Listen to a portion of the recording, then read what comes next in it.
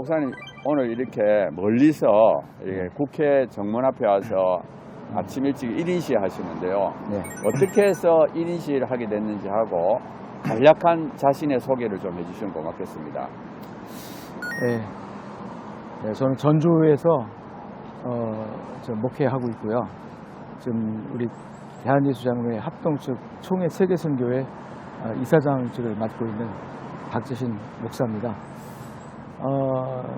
지금 이 차별금지법 알면 반대하고 모르면 찬성한다고 하는 차별금지법의 폐해가 결국은 우리 한국 기독교를 심각하게 위협하고 또 선교를 위축시킬 수밖에 없는 그런 기독교 생태계를 심각하게 위해할 수 있는 그런 제도적 법안이라는 인식이 있어서 미약하지만 또 이렇게 와서 외쳐야 되겠다는 그런 생각이 있어서 이 자리에 나오게 됐습니다. 네. 네, 목사님께서 네. 조금 전에 이제 차별금지법의 문제점 간단하게 말씀드렸는데 네. 구체적으로 어떤 것이 문제가 되는지를 좀 말씀해 주시면 고맙겠습니다. 이 차별금지법은 그야말로 그 악법이죠. 그 반성경적이고 비기독교적인 그런 독소 조항이 있는 악법인데 하나님께서 사람을 창조하실 때 남자와 여자로 창조하셨지 그 외에 또 다른 성을 만들거나 창조하지 않으셨는데 이 차별금지법의 2조 1항에 보면 성별이란 남자와 여자 외에 또 다른 그 성을 또 주장하는 그런 법이에요. 그래서 이건 성경의 내용을 정면으로 도전하고 정면으로 위반하는, 이 법이 만약 통과되면 성경의 내용이 불법화되어 버리는 그런 현상이 돼서 여기 목사로서 또 기독교인을 한 사람으로서 성경의 진리를 또 전파해야 되는 선교적 사명을 가진 사람으로서 성경의 내용을 뒤집어서 불법화 내지는 비진리로 규정하는 이런 법을 우리가 두고 볼 수는 없지 않습니까?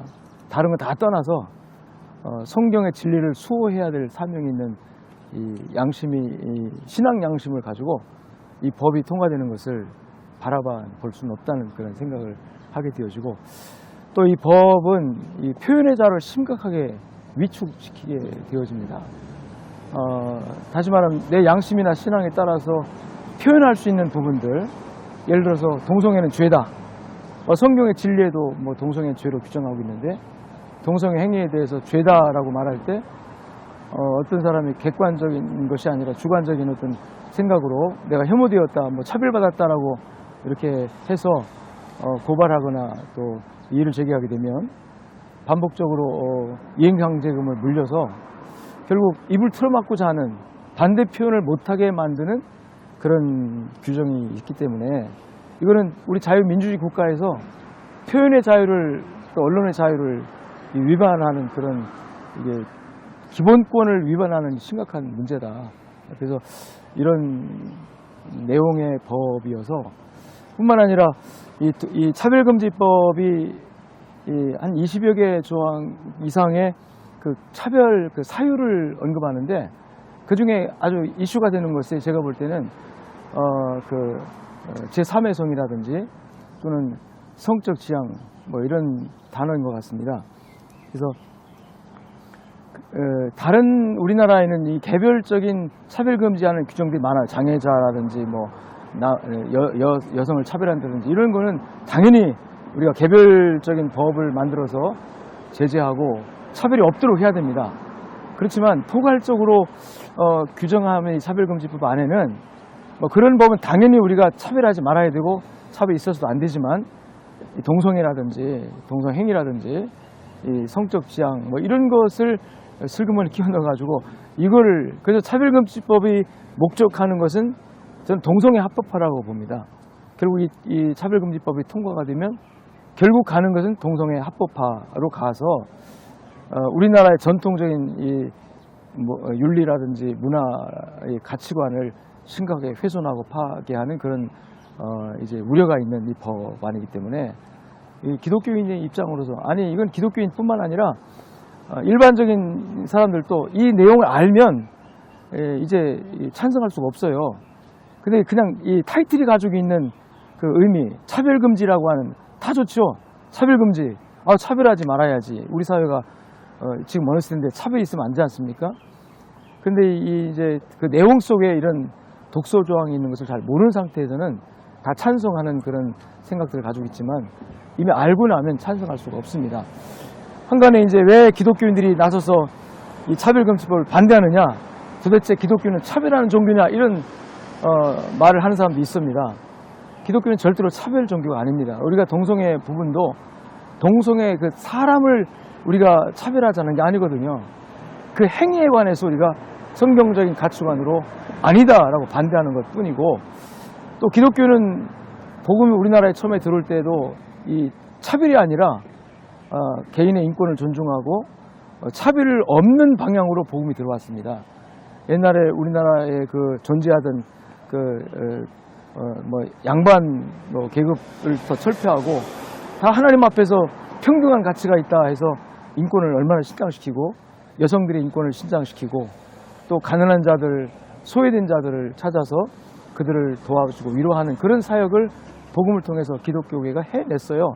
그리고 그런 사회가 지금 이루어졌고, 그런데도 불구하고 우리가 차별금지법을 반대하니까 기독교를 혐오 종교로 이렇게 비하하고 이렇게 정죄하는 그런 흐름들을 보면서 이게 좀 안타까운 마음이 들었습니다. 언론이든 이 사회의 시선이든 간에 이 차별금지법의 실체를 바로 알려서 전 국민들이 이 법을 좀 막아내는 일에 앞장서야 되겠다 하는 생각에 제가 이렇게 또 비록 비약하지만 이 자리에 나오게 됐습니다. 목사님께서 조목조목 네. 너무 말씀을 잘해주시고, 사실 이제 민주주의 국가는 표현의 자유가 중요한데, 네, 그렇죠. 이 혐오 차별이라는 이유로 말을 못하게 하니까 너무 이게 문제가 되고, 또 조금 전에 말했던 것처럼 정말 우리나라에는 개별적 차별금지법이 다 있고 성별, 장애 다 있는데 포괄적 차별금지법을 해가지고 성적 지향과 성별 정체성을 넣는 이런 아주 참 교묘한 그런 정말 저는 사기꾼법이다. 모르면 찬성하고 알면 반대하는 법이다 생각했는데, 너무 목사님께서 잘 설명을 해주셨습니다. 마지막으로 우리 한국 국민들한테 하고 싶은 말씀을 해주시면 고맙겠습니다. 이 차별금지법이 통과되면 남자 며느리를 맞을 수도 있고 또 여자 사위를 드릴 수도 있습니다. 피부로 잘 못 느끼는 것 같아요. 일반 우리 국민들께서는 차별금지법, 차별하지 말자. 단지 이 타이틀이 가지고 있는 의미만 보고 실제 그 내용에 있는 내용을 모르는 상태에서 지금 그냥 찬성하는 여론이 있는 것 같은데요. 우리 국민들 정신 차려야 합니다. 실제적으로 이게 멀리 있는 것이 아니라 통과돼서 제도화되면, 그렇지 않아도 우리 지금 이 동성애 부분에 대해서는 지금 우리 사회가 굉장히 관대하게 흘러가고 있거든요. 유명 연예인들 가운데도 이 커밍아웃 한 분들이 인기를 누리고 있는 경우도 있고, 또 동성애자로서 공식적으로 결혼한 사람들이 모 정당에 높은 지위를 가지고 활동하는 데 전혀 지장 없습니다. 우리나라는 예로부터 동성애자를 법적으로 형사처벌하거나 차별한 적이 없어요. 그들 개인의 성향으로 우리 사회는 다 지금도 인정하고 있는 거 아닙니까? 근데 이걸 제도적으로 다시 그들을 특별하게 대우하고 보호해서 반대하는 수많은 일반 국민들을 역차별하고자 하는 이런 법을 이게 통과되는 것을 두고 볼 수는 없다. 그래서 우리 국민들이 좀 깨어나서 실제 피부로 내 자식이 좀 결혼하겠다고 데려온 상대자가 아들이 남자를 데려와서 며느리 되게 해달라고 하는 그런 일이 발생할 때 과연 그렇게 할 수 있느냐? 저는 묻고 싶어요. 여기 국회 앞에서 우리가 지금 이 시위를 하고 있는데, 여기 찬성하는 이 법을 만들고자 하는 국회의원님들께서 실제 남자 며느리 맞을 수 있는가? 정말 여자 사위를 맞을 수 있는가? 양심이 한번 질문하고 싶습니다. 아마 자기들은 아니라고 할 거예요. 뭐 자기들 난 남자 며느리 맞을 수 있다 그러면 뭐 그분은 양심적으로 하는 거니까 뭐 그거 존중해야 되겠죠. 그렇지만 그렇지 않다고 하면 그분들은 거짓을 하는 거죠, 국민들에게. 그래서 우리 국민들이 좀 의식을 가지고 이 법을 좀 막아주는 일에 우리 함께 힘을 합해 주셨으면 너무나도 감사하겠다는 부탁의 말씀을 드리고 싶습니다. 네, 맞습니다.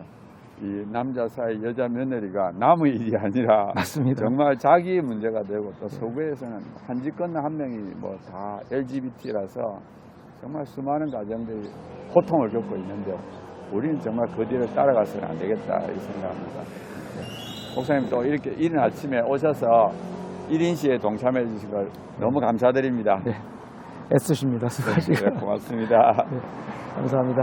네.